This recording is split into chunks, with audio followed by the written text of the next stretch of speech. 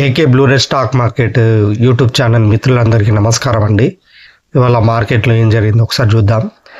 Nifty 240 points gain అయి 24,876 దగ్గర close అయింది.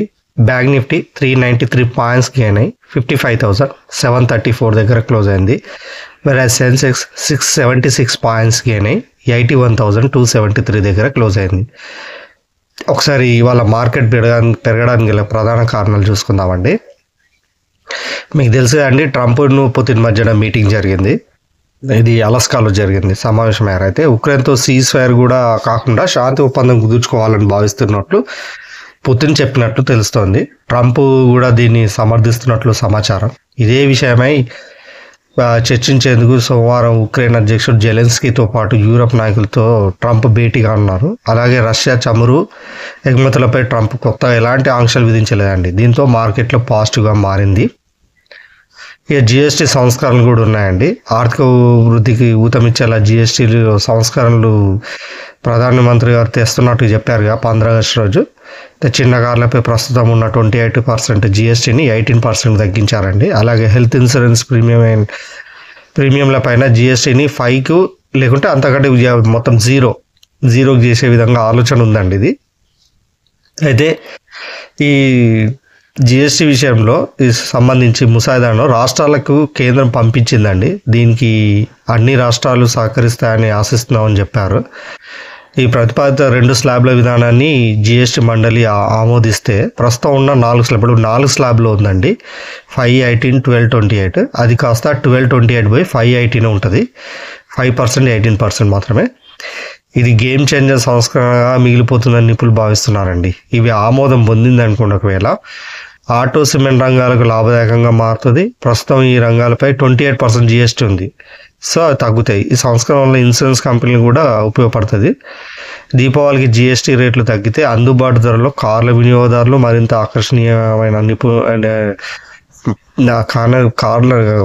కార్ల వినియోగదారులకు మరింత ఆకర్షిస్తాయని నిపుణులు అంచనా వేస్తున్నారు. పండగ ఉత్సాహానికి ఇది మరింత ఉపకరిస్తుందండి.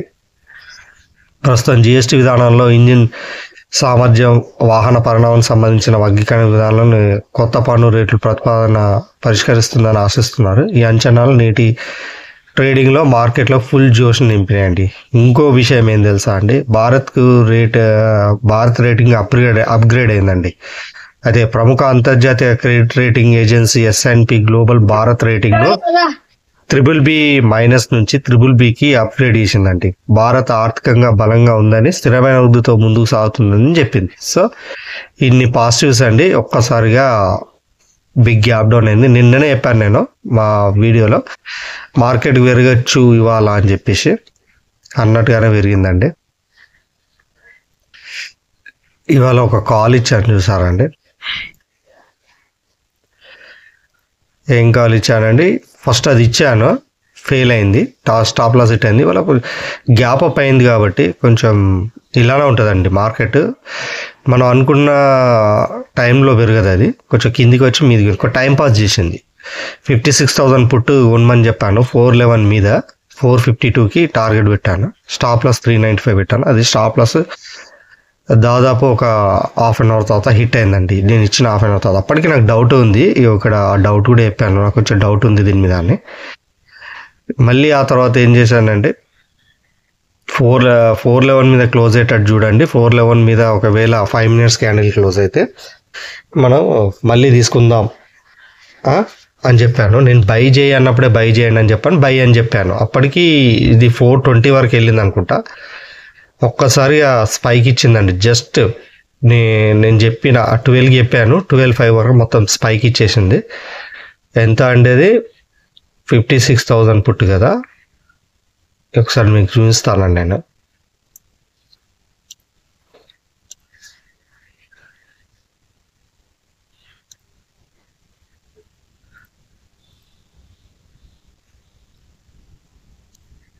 $411 అని చెప్పాను కదా.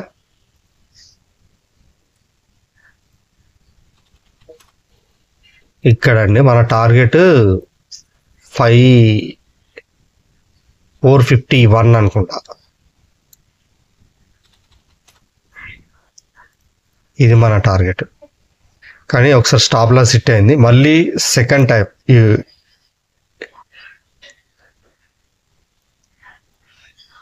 ఇక్కడ ఈ ప్లేస్లో చెప్పానండి, కానీ కిందికి వచ్చింది. ఇక్కడ మాత్రం బై అని చెప్పాను. ఇది క్లోజ్ ఎంత అంటే 424. ఆ టైంలోనే బై చేయమని చెప్పాను.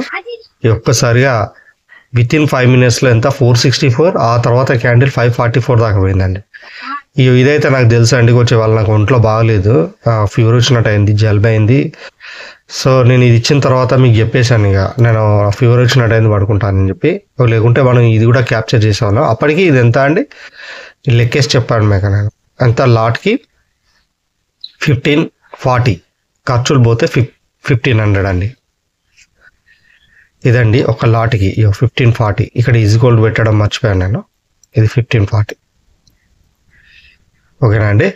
ఎవరైనా ఇంకా నా టెలిగ్రామ్ గ్రూప్లో జాయిన్ కాకపోతే జాయిన్ అవ్వండి. ఇలాంటి కాల్స్ మనం ఇచ్చుకుందాం, సక్సెస్ఫుల్ కాల్స్. ఈ టెలిగ్రామ్ లింక్ నేను ఈ వీడియో కింద డిస్క్రిప్షన్లో లింక్ ఇస్తానండి, ప్రొవైడ్ చేస్తాను. దాని ద్వారా జాయిన్ అవ్వండి. ఓకేనా. ఎవరైతే కొత్తగా నా ఛానల్ చూస్తున్నారో దయచేసి ఒకసారి నా ట్రాక్ రికార్డ్ చూసి తర్వాతనే మీరు సబ్స్క్రైబ్ చేసుకోండి. ఓకేనా. రేపటి గురించి మాట్లాడుకుంటే మనకి ఇది నేను స్క్రీన్ టెలిగ్రామ్లో షేర్ చేస్తానండి. నేను ఏదున్నా టెలిగ్రామ్లో షేర్ చేస్తాను కాబట్టి ఎవరైనా ఇంకా జాయిన్ కాకపోతే వెంటనే జాయిన్ అవ్వండి. మన సబ్స్క్రైబర్స్ చాలా తక్కువ ఉన్నారండి. యూట్యూబ్లో కూడా చాలా ఎక్కువ లేరండి. ఇంత మంచి కంటెంట్ ఇస్తున్నాను నేను. సక్సెస్ రేట్ కూడా చూసుకోండి ఒకసారి. సక్సెస్ రేట్ 90+ ఉందండి. ఎక్కడైనా ఈ ఆగస్టులో మనం ఒక్కసారి కూడా స్టాప్ లాస్ హిట్ అవ్వలేదండి. ఇవాళ హిట్ అయింది, దాన్ని కూడా మనం రికవర్ చేసుకున్నాం. నేను కావాలంటే ఒకసారి చూసుకోండి. చూసుకున్నాకే మీకు నమ్మకం కుదిరాకే టెలిగ్రామ్లో యాడ్ అవ్వండి అండ్ నా ఛానల్ని సబ్స్క్రైబ్ చేసుకోండి. ఇవ్వండి. ఇప్పుడైతే మార్కెట్కి అయితే ఇప్పటివరకు అయితే పాజిటివ్ అండి. మన ట్రంప్ 25% టారిఫే వరకే పరిమితమైంది. ఇంకో 25% గురించి విలేకరులు అడిగిన దానికి సమాధానంగా ఏమో ఉండకపోవచ్చు అన్నట్టుగా అనడం వల్లనే ఇవాళ మార్కెట్ బిగ్ గ్యాప్ అప్ అయిందండి. మార్కెట్ ఇంతలా పెరగడం గల కారణం. రేపు కూడా మార్కెట్ పెరుగుతుందండి. ట్రంప్ అయితే నేను నిన్న చెప్పినట్టు ఆయనకు నోబెల్ ప్రైజ్ కావాలండి. ఆయనకు ఎక్కువ టైం లేదు. October 10th అంటే ఇవాళ ఎంత అండి, ఇది ఆగస్టు. ఒక 1 month ఉంది. 1 monthలో ఎలాగైనా జెలెన్స్కి మెడల్ వంచి అయినా సరే ఒప్పిస్తాడండి. ఎందుకంటే అక్కడ పుతిన్ వినేలా లేడు.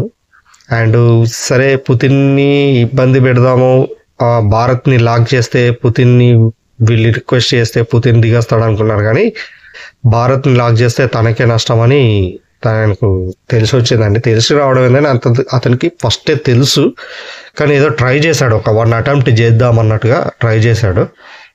చివరికి అది ఫెయిల్ అయిందండి ఆ ప్లాన్. సో అతనికి ఒకటే ఇప్పుడు ఉన్న ఏకైక ఆప్షన్ జెలెన్స్కీ ఒప్పించడమే. ఏదోలా ఒప్పిస్తాడని నేను అనుకుంటున్నానండి. ఇది నా ప్రిడిక్షన్. ఒకసారి చూద్దాం ఏమవుతుందో.